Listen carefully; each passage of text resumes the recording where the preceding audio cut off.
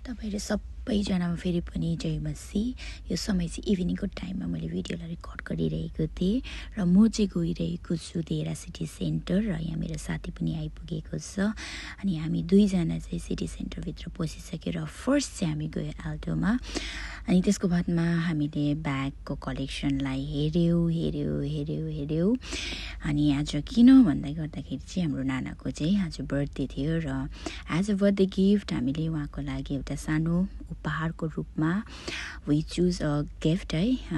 Then second हामी पस्यो यहाँको फ्रेग्रेन्स चाहिँ इट्स सो अमेजिङ है। उहाँको लागि हामीले एक दुईवटा बातेनपट्टिबाट पनि हामीले किन्यौँ। अनि त्यसको बादमा हामी गयो कारफोर। किन भन्दै गर्दाखेरि चाहिँ हामीले नानाको लागि केक पनि लिएको थियौँ। त्यसको बादमा हामी ट्याक्सीमा चढेर अलना द गिफ्ट सेन्टर आइपुगेको छौँ र यहाँ चाहिँ अनुपमा दी चाहिँ लुक्दैछ, सी सो साई है। अनि त्यसको बादमा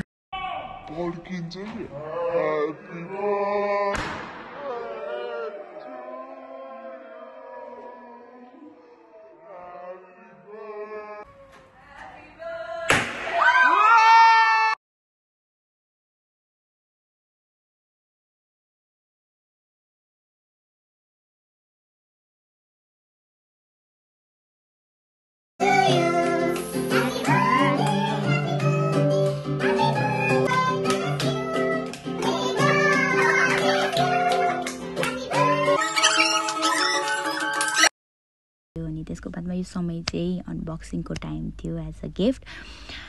त्यसको बाद हामीले चाहिँ सेन्टर पोइन्टको ब्यागबाट लिएको थियो। सो स्टार्ट टु ओपन है, उहाँले ओपन गर्नु सो ह्याप्पी। अनि फाइनली जब उहाँले यो bag literally is too happy. अनि पालिपछि हामीले गिफ्ट दिनु थाल्यो। उहाँले गिफ्ट खोल्दै हामीलाई हँसाउनु हुँदै थियो, गिफ्ट खोल्दै ट्राई गर्दै हामीलाई पुरा हँसाउनु हुँदै थियो उहाँले। अनि यो बर्थडे चाहिँ यस्तो ब्लेस्ड फिल भयो है, एकदमै मजा आयो।